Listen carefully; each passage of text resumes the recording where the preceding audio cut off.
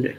El tema de este día entonces puede ser arte de la cultura romana. En el caso de Roma no hablamos de un periodo artístico, sino que hablamos de una cultura como tal, igual que la cultura griega, la etrusca, que vimos antes de la romana.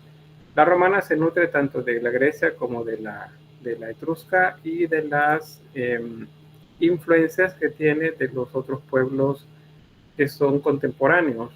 ¿Cuáles serían esos? Bueno, en la zona de Mesopotamia, Babilonia, los asirios, los hititas, perdón, Babilonia, asirios y persas serían, y los cartagineses también hacia la zona más occidental.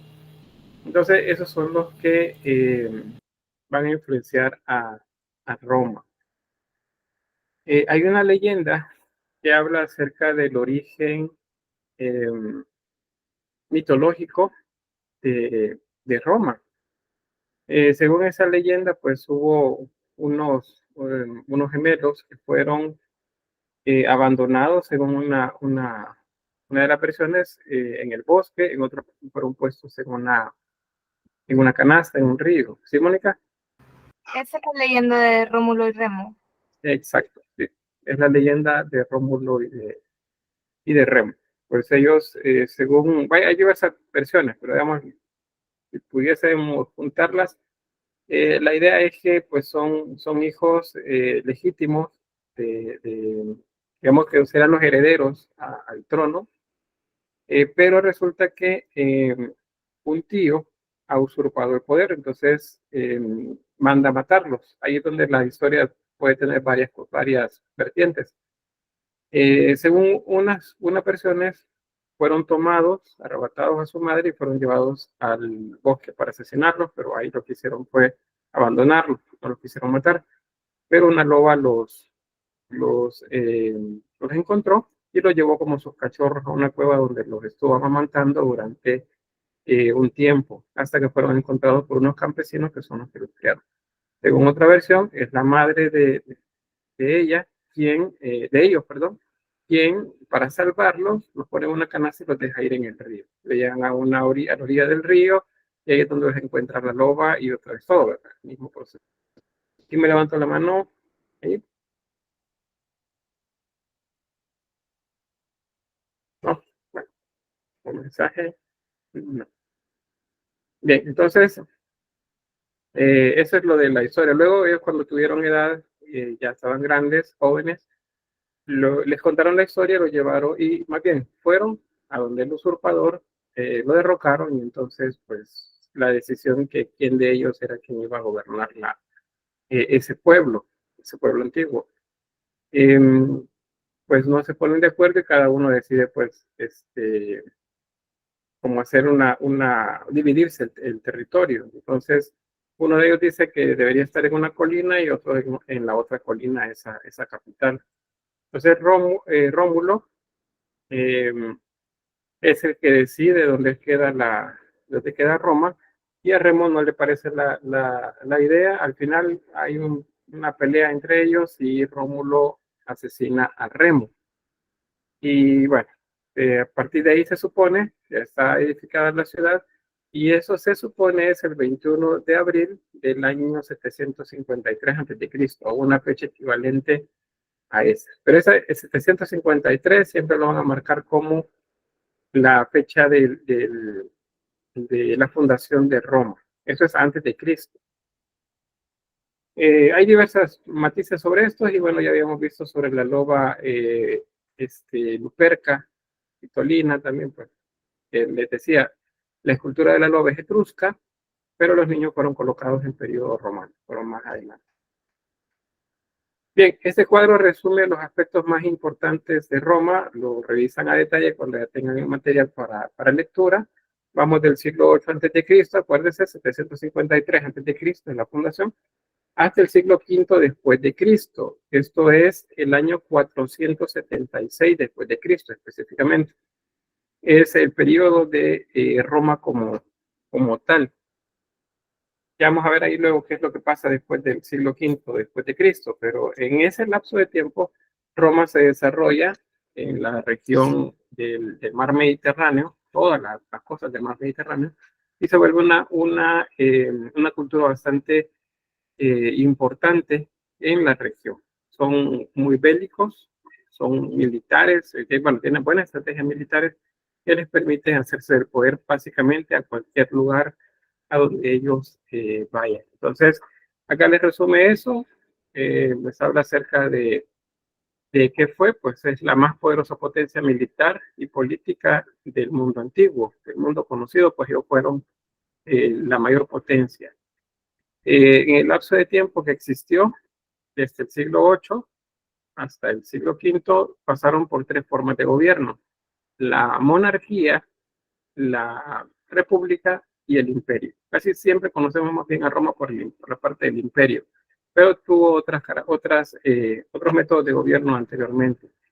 Conquistó básicamente todo el mundo conocido, eso es Europa, Europa occidental, toda la cuenca de costas hacia el mar Mediterráneo, toda la costa norte de África también, el Oriente Medio, es decir, desde la zona de Egipto hasta parte o cercano a la India. O sea, toda Mesopotamia pues, fue conquistada también por ellos. Y eso fue gracias a que tenían un ejército muy fuerte, muy disciplinado, con muy buenas estrategias militares y que tuvieron muy buenos dirigentes que supieron mover el poderío romano hacia las victorias siempre.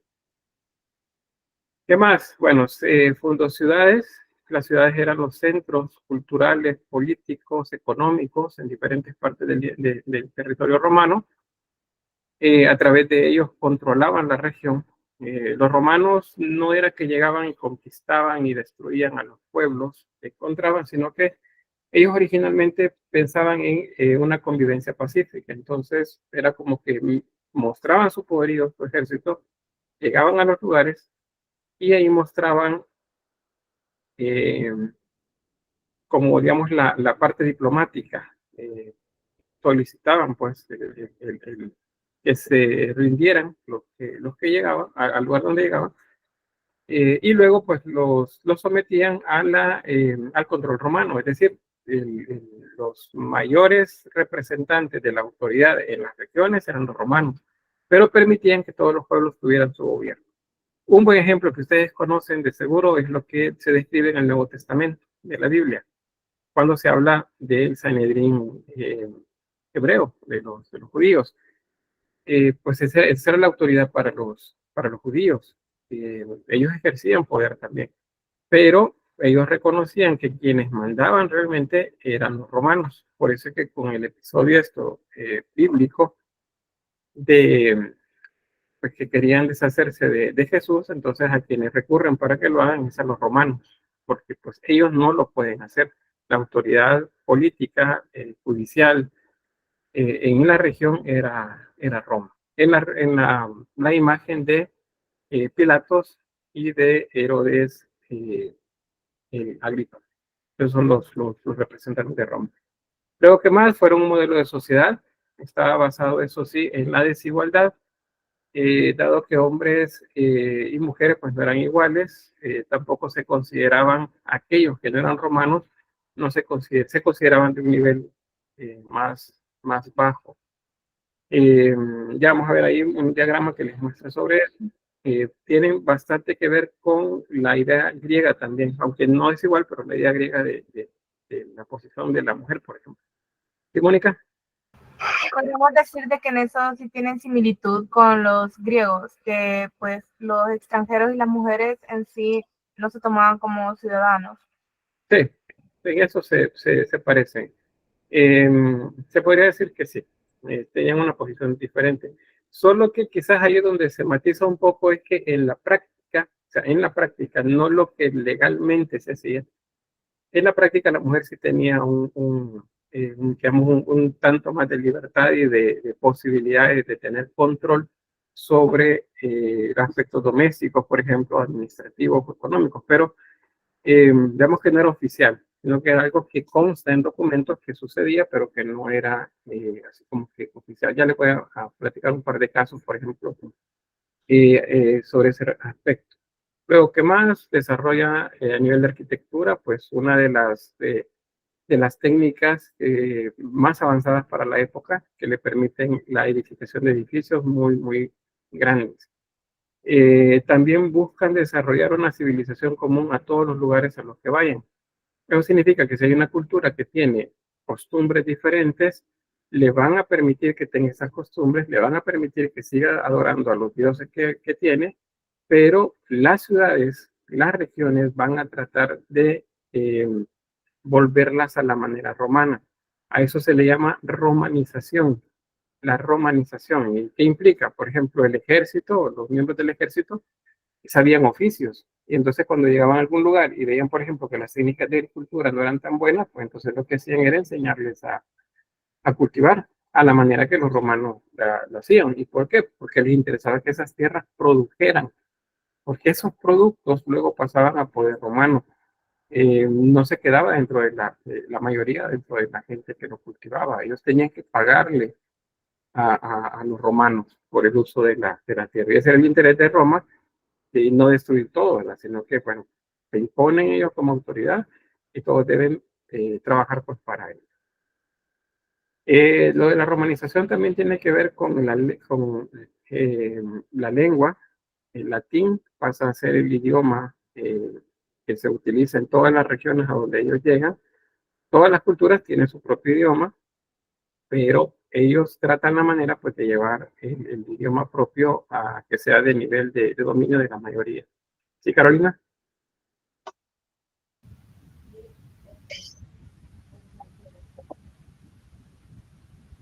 Carolina, Cecilio Cabrera Zúñiga. Apenas, se oye muy suave, se oye más como un zumbido. Ahora, Siempre un zumbido, pero ya le escuché un poquito más. no, solo comentarle, bueno, decirle que no sé si es así en esa parte, como la parte, por decirlo así, la política de Roma, o sea, se crea de la aristocracia, que es como que no sé si es una experiencia, ajá, gobernaban la parte no sé, de política y cosas así. Casi no le entendí la pregunta. No sé, ahí si me describe quizás en el chat para responderle, por favor, porque hay un zumbido por ahí y el volumen se escucha abajo, entonces no es muy audible. Bien, lo que me escriben por ahí la pregunta. Bueno, derecho comunes, es decir, leyes comunes a todo el imperio o todas las regiones romanas y modos de vida y costumbres propios. Eso es lo que se le llama romanización. Ellos trataban de que todos fueran similares a ellos. Sobre el crecimiento de Roma, en este mapa tenemos a vista qué es lo que sucedía en la región para la época en la que los etruscos estaban todavía en vigencia, es decir, siglo VI antes de Cristo, serían unos 200 años después de la fundación de Roma. Eso era Roma. Acá que ven en rosado es en Grecia. Lo que ven en verde es Cartago. Amarillo es la Liga Samita, es otro pueblo también pequeño de esa región. Los etruscos que vimos en la clase anterior. Veamos, Carolina dice, sí, la política era basada en la aristocracia. Pues la aristocracia era la que dominaba a nivel político, pero depende de la época, así es también el poder que tienen.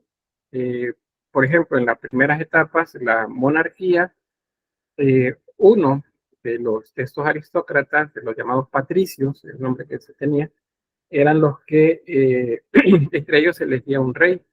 Y la aristocracia entonces tenía un nivel pues bastante aceptable de poder dentro de esa manera de gobierno. Cuando viene luego la democracia, entonces se elige a un gobernante.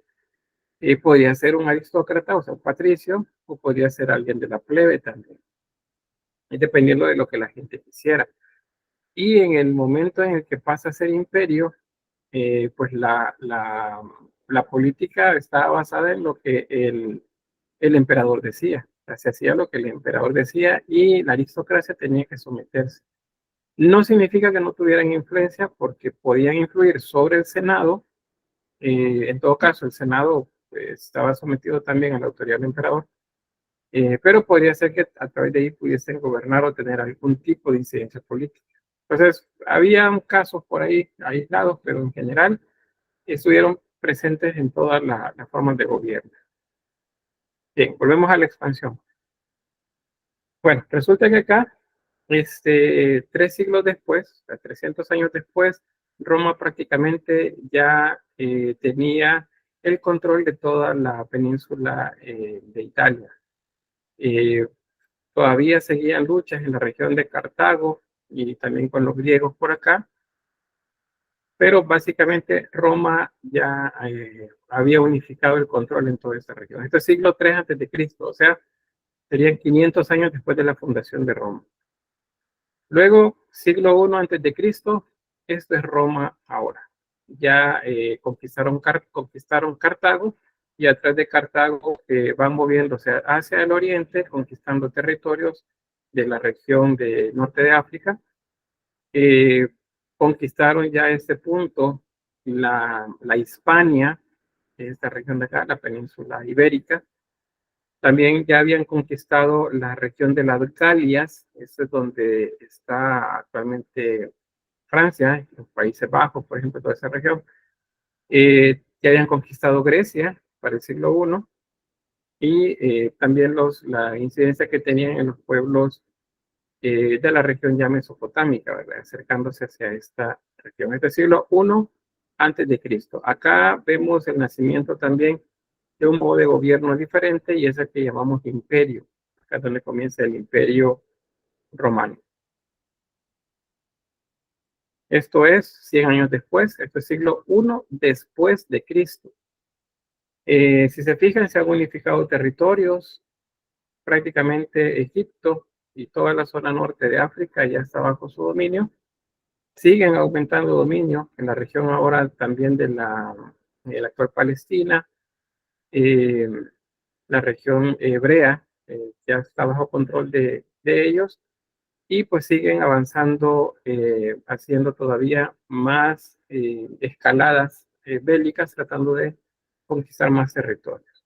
Y así es como para el siglo II, iniciando el siglo II después de Cristo, ya llegaron a Britania, cruzaron el mar y ahora ya Britania pues ya es parte de su territorio. Le faltarán allá las regiones donde luego vemos a Escocia, Irlanda actualmente, pero pues ya básicamente ya está bajo control de ellos. Igual Mesopotamia y toda la cuenca del mar Mediterráneo. Esto es Roma, siglo II después de Cristo.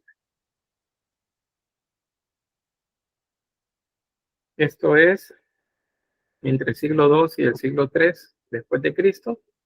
Hay zonas que son bajo completo control de Roma y otros territorios que se siguen agregando o van administrándose de manera un tanto, digamos, como mixta. O sea, son lugares que se vuelven tributarios de Roma, pero que no necesariamente están bajo el control completo de ellos.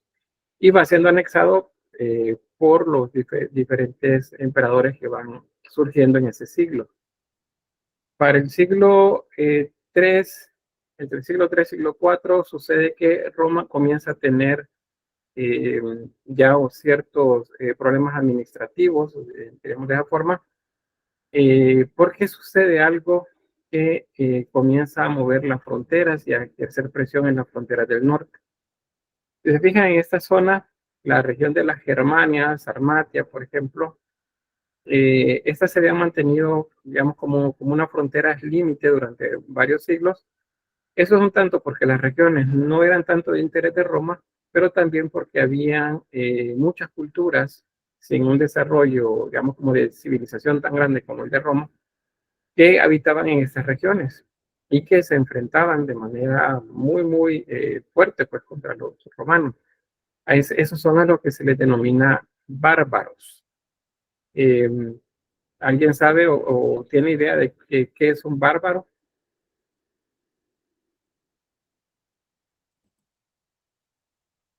¿Sirven? Extranjeros. Muy bien, esa sería la traducción del término, pero ¿cómo lo describiríamos?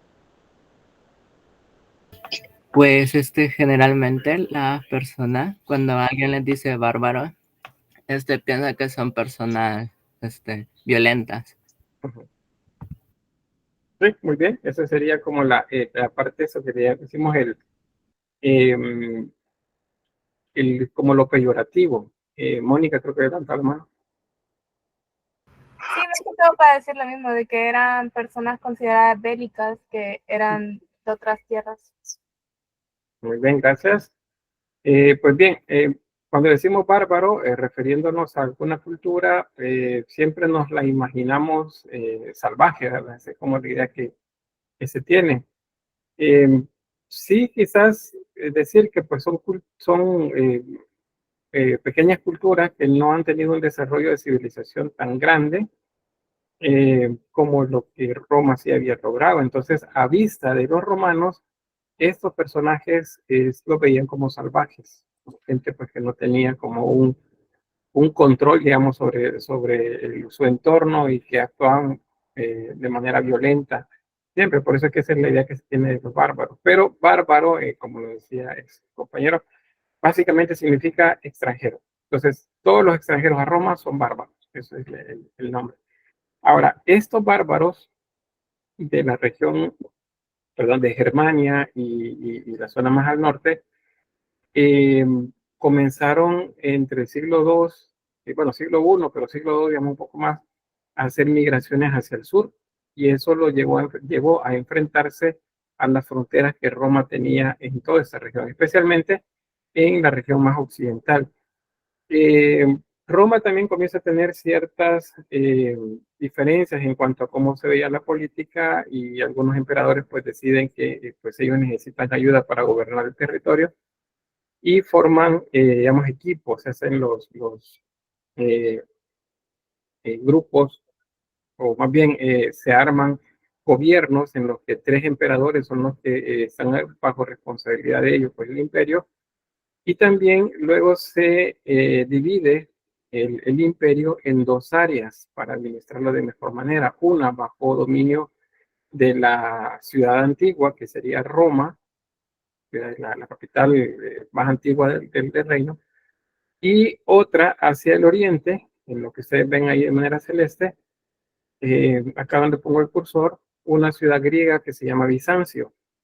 En esa región, un emperador llamado Constantino, y apodado el Grande, por eso decimos Constantino el Grande, él fundó una ciudad, o más bien fundó su ciudad sobre Bizancio, y a esa se le llamó la ciudad de Constantino, o Constantinopla, es el nombre que tiene. Entonces, Constantinopla se vuelve una capital muy importante en esta región, y digamos como un embudo de todo lo que venía de comercio y todo lo demás pasaba por acá. Y pues entonces esta región tuvo problemas para tener los recursos necesarios para sostener los ejércitos acá. Entonces, los bárbaros, estos pueblos extranjeros de Roma venidos del norte, lograron entrar al territorio y se fueron estableciendo en diversos lugares. Los primeros en llegar fueron los visigodos, en la región de Hispania, Galia, parte del norte de Italia, y ellos hicieron, digamos, como un trato con los romanos, con la idea de que los romanos les permitían quedarse, ellos les iban a ayudar a luchar contra los otros pueblos bárbaros que venían atrás. Entonces, toda esa región comenzó a tener mucho problema. Aparte de eso, sucede que desde el siglo I, siglo II, después de Cristo, comenzaron a tener también ciertos elementos de rebeldía en diversos lugares del imperio, motivados por una secta religiosa que había nacido de los hebreos. Esa secta religiosa es lo que se denomina paleocristianismo. No es cristianismo como tal todavía, sino que es un paleocristiano, todavía con un montón de ideas sobre los que tenían los seguidores de Cristo. No hay una sola idea todavía, sino que con un montón. Y entonces tienen ciertos aspectos comunes. Uno de esos es esa rebeldía, ese enfrentamiento hacia los romanos. Entonces, los cristianos, o paleocristianos, estos seguidores de las enseñanzas de Cristo, están ubicados en diversos lugares ya acá. Y eso genera cierto problema con el Estado romano, porque no les hacen caso, por así decirlo, o sea, no lo ven como la autoridad que ellos habían sido hasta antes. Dígame, Natalia. Entonces, según la historia, se podría decir que sí existió como un influyente, o sea, no quiero decir como Jesús, sino que quiero decir como un simbolismo, además de eso, o si se podría confirmar la existencia. De Jesús, no hay manera de confirmarlo. No, aquí se habla del Jesús bíblico y el Jesús histórico. El Jesús bíblico es todo lo que ustedes conocen en la Biblia, todo lo que se dice que hizo. El Jesús histórico es cuando intentamos establecer elementos reales, o sea, históricos, que nos digan que él estuvo en algún lugar. Hay solo un par de historiadores romanos que hablan acerca de un personaje sin decir el nombre, pero lo que sucede es que en el contexto del siglo I después de Cristo, o de nuestra era, voy a decir, en el siglo I de nuestra era, la región esta donde se dan todas las situaciones que describe el Nuevo Testamento, es bastante rebelde a Roma. Hay una clase social, política ahí, eh, ¿cómo les dijera? Muy reactiva a Roma, o sea, es gente que está peleando contra los romanos, que querían que los romanos se apartaran, o sea, que dejaran de, de molestarlos y que les dejaran a ellos el gobierno. Esos no son la clase dirigente, porque la clase dirigente sí se puso de acuerdo con los romanos, y ese es el Sanedrín que ustedes habrán leído ahí en la Biblia, que aceptaba la autoridad romana, pero había un grupo que no. Esos son los llamados celotes, o un celota. Estos, pues, atacaban a los romanos, eran, digamos, como lo que hubo acá en los 80 durante la guerra, que se llaman escuadrones de la muerte. Si veían que un hebreo apoyaba a los romanos y defendía a los romanos, pues iban y lo mataban. ¿Y por qué? Porque no querían que nadie apoyara a los romanos. Entonces los romanos los andaban, digamos, como cazando. Uno de esos personajes es el que ustedes, o se dice que es uno de esos que ustedes habrán leído, en el momento de la Biblia que habla de la pasión de Cristo, que Pilatos le dice, ¿a quién quieren que libere? ¿A Jesús o a Barrabás? Y entonces el pueblo dice, ¿a quién? Barrabás. A Barrabás. A Barrabás. Que Barrabás les funcionaba mejor que Jesús. Si dijéramos que la situación tal cual lo describe la Biblia es cierta. Porque se considera que Barrabás era un celote. Entonces era uno de esos soldados que luchaban en contra de los romanos buscando la liberación del pueblo hebreo. Vamos a ver un poquito más de esto en el siguiente tema, si es que no me adelanto tanto. Solo mencionarles que sí, o sea, lo que siguió después, no digamos que Cristo existió, sino que lo que siguió después, esas ideas que se fueron multiplicando, tuvieron un éxito bastante grande en todos los territorios romanos, de todos los pueblos que llegaban. Grecia, por ejemplo, toda la región de Grecia aceptó bastante esas ideas que le estaban presentando de ese Dios hebreo uno, y se fueron uniendo poco a poco a esa secta, a ese grupo. Eso es de la parte de la historia que llamamos paleocristianismo. O sea, es un cristianismo primitivo todavía, no es el cristianismo que se conforma ya más adelante. Ahora, por eso ustedes también sabrán que los emperadores romanos persiguieron a los cristianos, porque los consideraban una amenaza, porque subvertían el orden público. Ahora, no lo hicieron todos los emperadores, es falso decir que siempre estuvieron perseguidos, no. Fueron algunos emperadores en algunos momentos de su reinado que mandaron pues, a perseguir y a matar a los cristianos, porque los consideraban una amenaza. ¿Alguien me sabría decir, según lo que ustedes conocen de la Biblia, cuál era la amenaza que podrían tener ellos? ¿Sí, Stephanie? Yo creo que según Claudio fue uno de los que le creyó a los... Fue un emperador. ¿Creyó a quiénes? a los hebreos. Ajá, pero ¿qué fue lo que les creyó? Y Claudios hubieron varios, sería decir cuál de los Claudios. Mira, yo se la sé con un emperador que se llamaba Claudio, le creyó a los hebreos, le creyó, pero o sea, les creía del Dios, o sea, del Dios hebreo. El Dios hebreo, bueno, hebreo, el Dios hebreo, ¿verdad? No el cristiano. Es el mismo, pero lo que pasa es que hay ciertas cosas que matizan ahí. Pero es que o sea, no le decían Dios cristiano, o sea, que le decían el Dios hebreo. Ajá, el Dios hebreo, porque el cristianismo no existía como tal. Ahí tiene toda la razón. O sea, no crean que el cristianismo, que Cristo andaba aquí, Cristo era cristiano, no, eso no existía. Cristo fue judío y él vivió en tiempo de la hegemonía judía en el lugar. Entonces, de hecho, en ese mismo siglo, en el año 72, 74, no estoy tan seguro de la fecha, pero los romanos se cansaron de estar esas sublevaciones que habían en la región hebrea. Entonces, ¿qué fue lo que hicieron? Pues mandaron a destruir Jerusalén, destruyeron el templo, tiraron todo, destruyeron la capital judía y mandaron a los judíos prácticamente a que se fueran a refugiar a donde podían.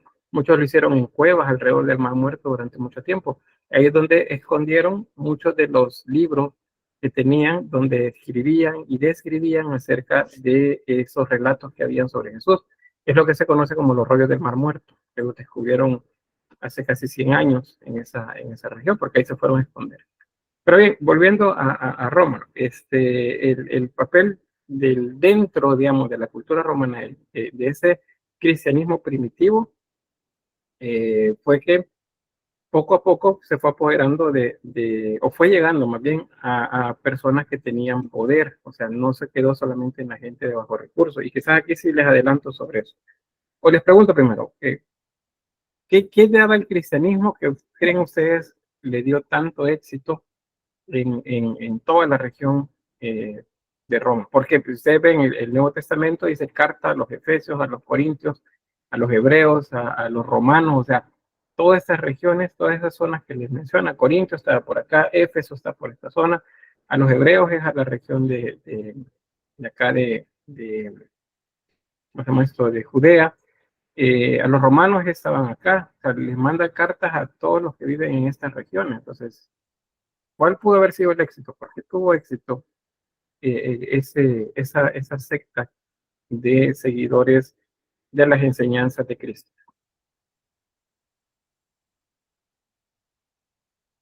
¿Alguna idea a partir de lo que conocen? Cristianismo es la religión y cristianos sus seguidores. Eso es cierto, Lisbeth. ¿Y Natalia? Tal vez por el hecho de que el Dios hebreo era solamente uno y el de los romanos o el de los otros lugares eran bastantes dioses, así como se ve en Egipto, que eran un dios del sol, un dios de la arena y todo eso. Y tal vez también porque era, ¿cómo se llama? O sea, tenía lógica lo que hablaban, no era algo tan fuera de lo común, tal vez. Pero ahí está al pensamiento y a lo que hablaban. ¿De qué hablaban? ¿De qué hablaban? Pues según lo que he leído, o sea, y también de bastantes historias, ¿verdad? De que hablaban de que, ay, que no sé cómo explicarlo, es que era como un ideal de pensar en el amor y el arrepentimiento también, de que no todo era castigo de los cristianos y también, porque según no sé si eran los egipcios, que tenían que hacer sacrificios, que tenían que sacrificar tal cosa o tenían que, ¿cómo se llama?, pagar tal impuesto, todo eso, sino que era como, ay, no sé, una cosa más, ay, bien complicada. Es complicado, eso tiene razón. Gracias por compartirlo. Vamos a ver, Stephanie. Ellos hablaban de un Dios piadoso, un Dios que, o sea, permitía la salvación, un Dios de amor. Por ahí vamos bien, ya. Estamos hablando entonces de algo que les prometían a las personas. Veo que no sé si alguien más, si no, aquí tengo, Patricia dice, se llamaba cristianismo, dice, o cristianos los seguidores de Cristo Jesús. Juliet dice, cristianismo es la religión de cristianos, sus seguidores. También Judith dice, de un Dios que se hizo hombre, eso predicaban. Sí, recuérdense que cuando escriban Dios, refiriéndose a Dios, debe ser con mayúsculas. Cuando hablamos de dioses, de las religiones que ya no están en vigencia, pues entonces lo decimos con D minúscula. Y Patricia dice abajo, Teodosio es el grande, el gobernador, era creyente del cristianismo. Teodosio, sí, en la época de Teodosio sí, pero ahí estamos hablando después de lo que, el punto que quiero que veamos acá. ¿Sí, Stephanie? También porque creían en la profecía del Mesías, que se veía que se estaba cumpliendo. ¿Y cuál era esa profecía del Mesías? Que un hombre iba a venir a practicar, como a predicar del Dios. Va, pero eso ya había sucedido, eso ya había pasado. Aquí digamos que estamos hablando 200 años, 300 años después de eso que sucedió. Bien, le voy a ayudar un poco. Bueno, alguien más aquí entonces, dígame. Bien. No, que me acordé de la segunda venida, de que los cristianos hablaban sobre la segunda venida de Cristo. La esperanza en ¿qué sería entonces? ¿Qué va a suceder? Sería básico. ¿Sí? Nada, o sea, sobre que la segunda venida de Cristo sería como el fin del mundo. Y Vemos que sí, tiene que ver con eso. Judith dice en el chat de la vida eterna. Patricia, la esperanza de un salvador para la humanidad. Sí, aunque el salvador para la humanidad, eso venía desde antes, el rey de los judíos, aquí va a llevarlos a la liberación. Bien, resulta que el asunto está en la esperanza de la vida eterna. Eso es lo medular, digamos, si ustedes son cristianos, pues entonces, o sea, el meollo de todo es la esperanza en la vida eterna. Si no hubiese existido, o más bien, si eliminamos la parte de la resurrección en lo que se ha contado del cristianismo, pues el cristianismo no tiene sentido. Entonces, se habla de una vida eterna. ¿Qué es lo que hay que hacer entonces acá? Gozar o sufrir, según lo que les han contado que se debe hacer en la religión cristiana. A ver. Bueno, en realidad son ambas. Nada. Bueno, es que antes era de sufrimiento, pues todo, porque eran oprimidos y todo eso, pero en realidad son ambas para la religión cristiana. Pero entonces, ¿debo de sufrir o debo de gozar de todos los riquezas y placeres de este mundo si quiero tener la vida eterna? No, ya puedes sufrir. No pueden ser las dos cosas. Entonces, eso es lo que sucede. Y los cristianos les dicen, los seguidores de Cristo, de ese Cristo bíblico, les dicen a la gente oprimida, a los esclavos, a los que estaban sometidos por Roma, les dicen, miren, aguanten, soporten, esperen, porque más adelante va a venir la vida eterna. Estos que ahora gozan, que tienen riquezas, que nos oprimen, ellos van a tener castigo, pero nosotros debemos morir para poder vivir. Entonces resulta que les dan un mensaje de esperanza. Y por eso es que es como pólvora. Eso, toda la mayoría de quienes habitaban esos territorios eran oprimidos por Roma. La mayoría. No era la minoría, no. La mayoría estaba oprimida por Roma. Entonces, ¿cómo hacer cómo iban a hacer los romanos? Digamos, la élite dirigente, si eran menos, para luego tratar de controlar a gente que ya no les tiene temor.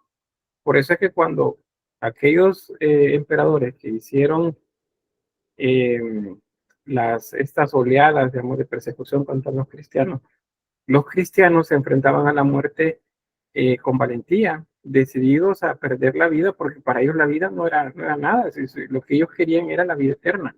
A través del martirio ellos consideraban porque llegaban todavía más rápido hacia esa vida eterna que Dios permite que tenían. Era como que sufran ahorita, luego van a vivir. Entonces, los romanos comenzaron a perder, digamos, toda la base que tenía el imperio. Entonces, no es solo una causa, no es solo esta causa. Hay, como les digo, cuestiones económicas, políticas, la presión de los pueblos invasores que no creían ni en el cristianismo ni creían en los dioses romanos. todo eso pues hizo que se fuera socavando el poder de Roma. Tanto así pues que los romanos, la élite, decidió, bueno, Teodosio, Constantino, de esa época, ellos pues consideraron que en lugar de estar peleando con los cristianos, mejor se les permitía que tuvieran culto libre, o sea, no se les iba a perseguir por la creencia que tuvieran.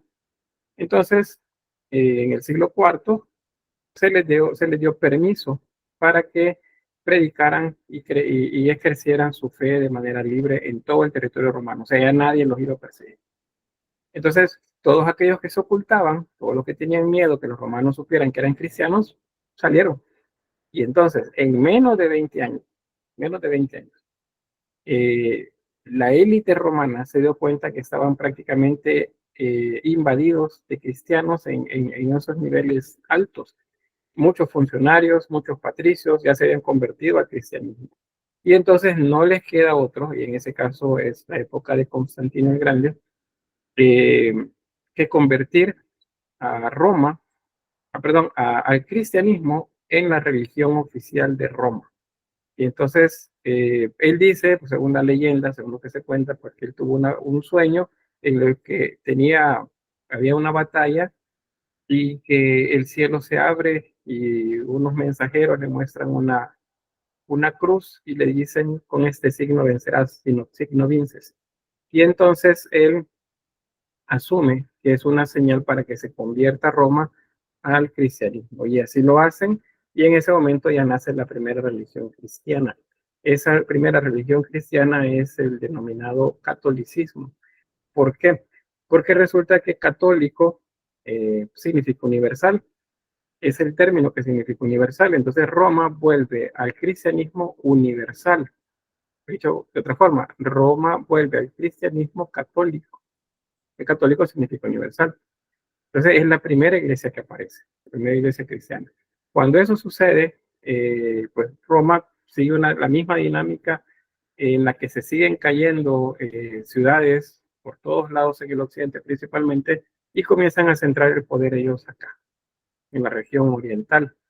Y entonces en el año 476 después de Cristo, esto es siglo V después de Cristo, Roma acá va a caer, va a ser depuesto Rómulo Augustulo, me parece que es el último emperador de esta región que va a ser depuesto, y entonces Roma como potencia, como cultura, como imperio, desaparece de esta región.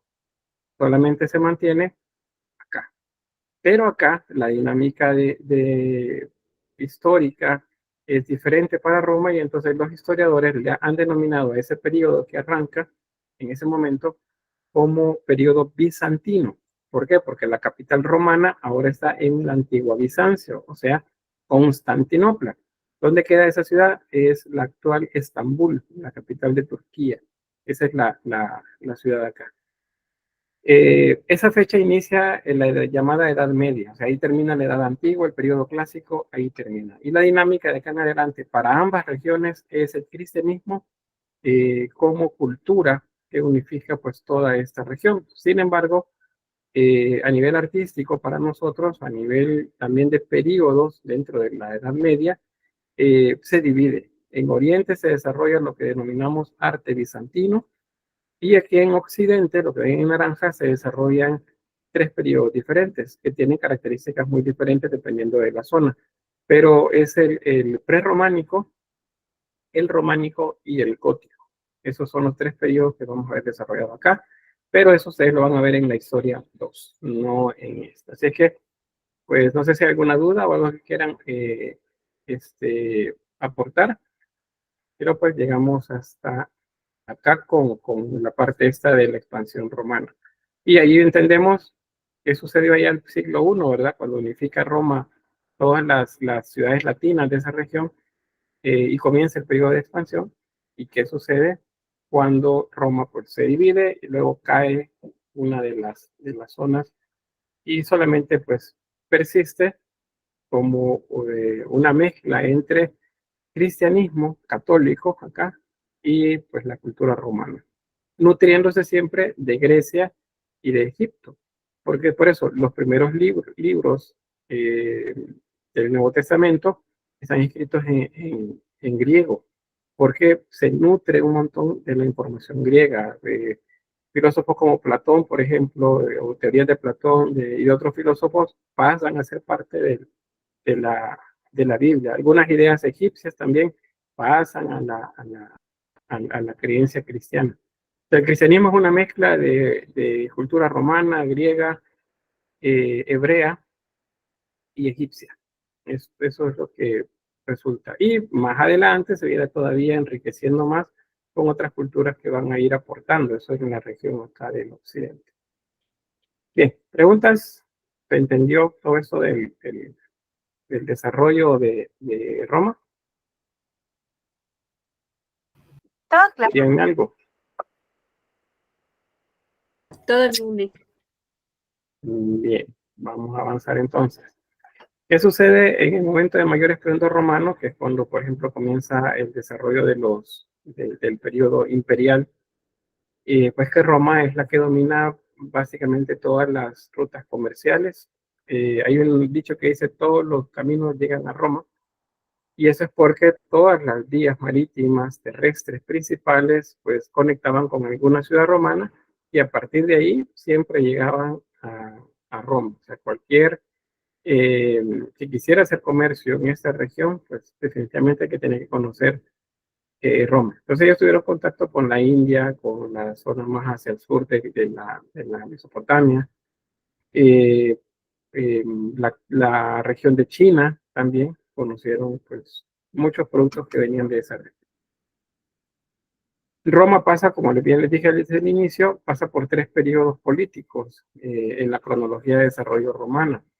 La primera es la que inicia en la época etrusca también, que es la monarquía, en la que son reyes los que dominan al pueblo romano. Eso inicia en el 753 con aquella historia del mítico origen de Roma, ¿verdad? Que es con Rómulo y Remo. Luego, para el 509 a.C., cuando Grecia está entrando al periodo clásico, que sería Egipto, está en el periodo de decadencia, está siendo pues invadido por los persas. Resulta que Roma entra a la República. Y entonces acá son representantes elegidos del pueblo quienes gobiernan. Hasta que en el 27 a.C., pues con un asesinato, ahí inicia la usurpación del poder. Y de ahí en adelante, pues solo hablamos de emperadores. Y los emperadores se sucedían tanto por línea directa, genealógica, o sea, los hijos de ellos, sus nietos, así van siendo los gobernantes, o por algún evento traumático. Esto es un golpe de Estado, como decimos actualmente, en el que asesinaban al emperador y se imponía a otro, dependiendo de los intereses que tuvieran. Eso termina en el 476 con la caída de Rómulo Augustulo, que es el último emperador romano en el occidente. En el oriente, acuérdense que sí, este mapa debe ser bien clave para ustedes, porque los últimos siglos de Roma son 2 zonas diferentes. Entonces, la que se mantiene, la que comienza a construir un cristianismo más ordenado, eliminando todas las vertientes que consideran equivocadas, es en esta región. Y de aquí comienza a moverse esas nuevas ideas ya más ordenadas del cristianismo hacia toda la región europea. Y de hecho es el cristianismo, son los representantes del cristianismo, que serían sacerdotes, los que comienzan digamos, a ordenar las regiones acá, a convertir a los pueblos bárbaros en pueblos cristianos y eventualmente a elegir entre ellos un gobernante, a un rey. Por eso se fijan ustedes, eso ya es en la Edad Media, ¿verdad? Si se fijan ustedes, las películas todas medievales, todas que tienen que ver con el ascenso de un rey al trono, siempre está la representación religiosa ahí. Es un sacerdote o un obispo el que coloca la corona encima de la cabeza. De hecho, hubo uno que es Carlos el Grande o Carlomagno. Él, de hecho, quiso que fuera el mismo papa que llegara a ponerle la corona sobre la cabeza. ¿Por qué? ¿Qué están diciendo con eso? Es que Dios quiere que él sea el gobernante. Entonces, los obispos y sacerdotes les ponían la corona y decían, mire, Dios quiere que él sea el gobernante. Aunque fuera por cuestión, digamos, de conveniencia entre ellos, repartirse el poder. Eso va a ser así hasta bien adelantada la Edad Media. Pero eso lo van a ver en Historia 2, ¿no? Adelanto. Fue interesante darse cuenta cómo sucedieron esas cosas. Bien, la monarquía entonces acá, la república y el imperio, las tres formas de gobierno. Esto les va a quedar ahí para que lo observen, es un poco a detalle eventos que suceden en esas tres etapas.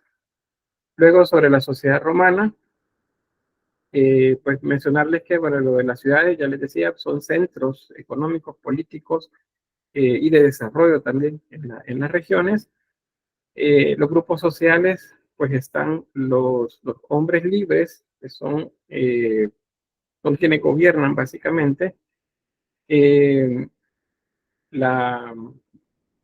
serían estos? Los otros grupos que incluye a las mujeres y a los extranjeros, esos no se consideran ciudadanos como tal, pero se consideran libres, no están obligados a la esclavitud.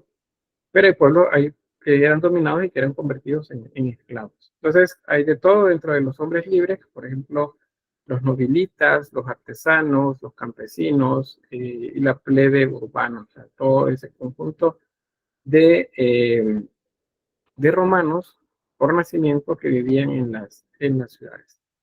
Los esclavos, por cierto, a diferencia de otras culturas, los esclavos podían ganarse la libertad, pero no se consideraban personas libres, no eran hombres libres, no, eran libertos, tenían una categoría específica para ello. Ya no podían volver a ser esclavizados, pero tampoco podían tener los privilegios que tenían los ciudadanos romanos. Por eso se les consideraba libertos, no ciudadanos. Bueno, hay un gráfico que nos muestra lo que les mencionaba. Principalmente, pues, son los hombres los que tienen el dominio acá de todo.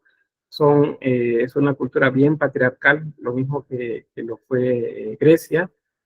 Quizás la única diferencia acá es que las mujeres tenían un poco más de incidencia en las decisiones, aunque no fuera de manera oficial. Pero sí hay textos, hay documentos en los que se menciona el papel de la esposa, digamos, la madre, la hija, la hermana de algún emperador o de algún gobernante, incidiendo en las decisiones que tomaban. Entonces, sí tenían presencia, aunque no fuera oficial. Y las mujeres libres en general, pues que eran las que no estaban esclavizadas, pues entre ellas pues habían extranjeras, habían de todo estrato social, pues ahí. Acá en la pirámide social, los ciudadanos, o sea, los que eran sujetos de derecho, el César, por cierto, César es un nombre, pero es también un calificativo, o sea, es como que le diga el faraón, sería el César.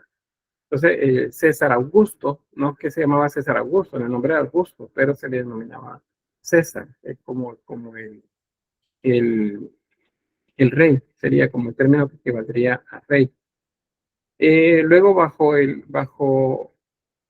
poder de él estaban los senadores y administradores. Esta es la élite, entre estos hay patricios, ahí está la aristocracia también. Los patricios y plebeyos enriquecidos, estos eran gente de la plebe, o sea, gente común, campesinos, por ejemplo, o comerciantes o artesanos que habían hecho mucho dinero y que lograban pues ascender acá hasta tener un poder importante. Luego tenemos las personas libres, las personas libres, los libertos, esclavos y las mujeres libres, estos se consideraban no ciudadanos, o sea, no tenían derechos, por ejemplo, a dirigir, eso que aparecían acá. Mucho de esto, por cierto, de la idea de la posición de la mujer tanto en la cultura griega y romana, es lo que ustedes perciben en los textos del Nuevo Testamento. Lo saco a colación porque ahorita estamos viendo lo de la sociedad, ¿verdad? Romana. Lo mismo era en la sociedad griega. Entonces, cuando escriben los libros es en la época ya de Roma como parte del cristianismo. O sea, Roma lo había tomado el cristianismo como religión. Ahí es donde aparecen ya la sistematización de todos los libros que luego conforman pues un bloque, que es lo que está en el Nuevo Testamento. Entonces, esos están hechos a la manera romana. Y a la manera romana, la mujer tiene una posición eh, de, ¿cómo se dice? Bueno, menor a la que tiene el hombre de sometimiento, es lo que intentaba decirles. Entonces, eso es parte de la idea esta social de Grecia y de Roma, que está por ahí pues. Bien, hay otras dos maneras de representarlas, que son estas, en la época del imperio, y también acá. Era cómo se distribuían los poderes ya en el campo, en las ciudades que no estaban tan cerca de las capitales o de la capital romana. Siempre hay un cónsul, que es la autoridad, digamos, como gobernante de la zona, el pretor, que es el administrador de la justicia. Por eso Pilatos se menciona en la Biblia. Pilatos, históricamente sí hay comprobación de que él sí existió, sí hay datos sobre él y su familia. Él era el pretor, él era el administrador de la región. Herodes también hay datos que comprueban la existencia, datos históricos me refiero.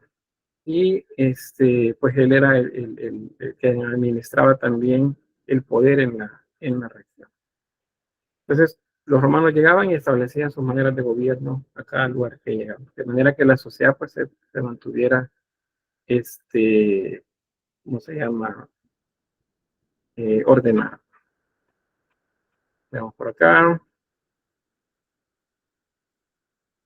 Bueno, algo escribieron o algo dijo alguien por ahí, César Rogelio. Ah, César, por lo del emperador. Bueno, avanzamos. Sobre la religión, para cerrar ya con esto, pues la religión es de muchos dioses, es una religión en la que encontramos los mismos dioses que vimos en Grecia. Los dioses olímpicos principalmente son a los que se les rinde culto acá, en la cual Júpiter, que es el equivalente a Zeus griego, es el principal. Igual los demás dioses están nombrados ahí. Por ejemplo, el dios Marte es muy importante para los romanos, el dios de la guerra.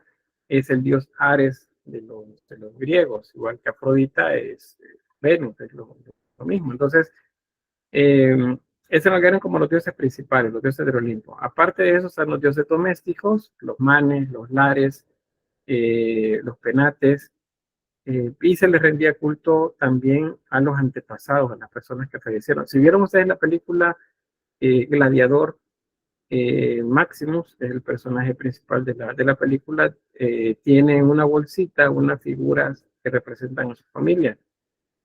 Pues esas son reliquias que las familias tenían, hacían una figura que representaba algún antepasado y se les rendía culto.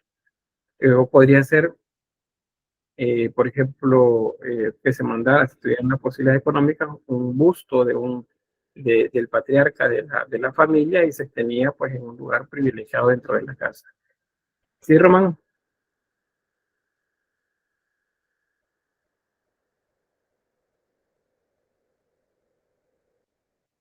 No escucho nada, no sé si estás hablando, Román Adalberto.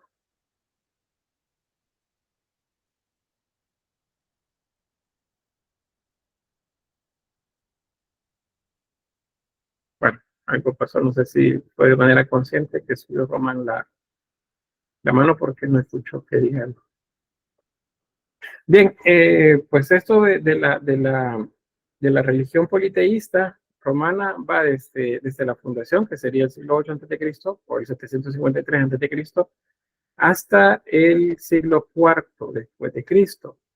Allí es donde se da el edicto de Milán primero, y luego el edicto en el que se convierte a Roma, al cristianismo, perdón, en la religión oficial del Imperio Romano. Y ahí pues nace una dinámica diferente, pasa a ser politeísta a ser monoteísta, un solo Dios, aunque se reconocen por esa misma tradición romana de rendirle culto a los antepasados, se comienzan a reconocer a los primeros apóstoles, por ejemplo, como gente importante dentro del cristianismo, igual así otros más, los que fueron martirizados en los primeros siglos durante las persecuciones, muchos de los que morían en los circos, pues esos eran los que estaban, luego se consideraban importantes y eventualmente se les denominó como santos.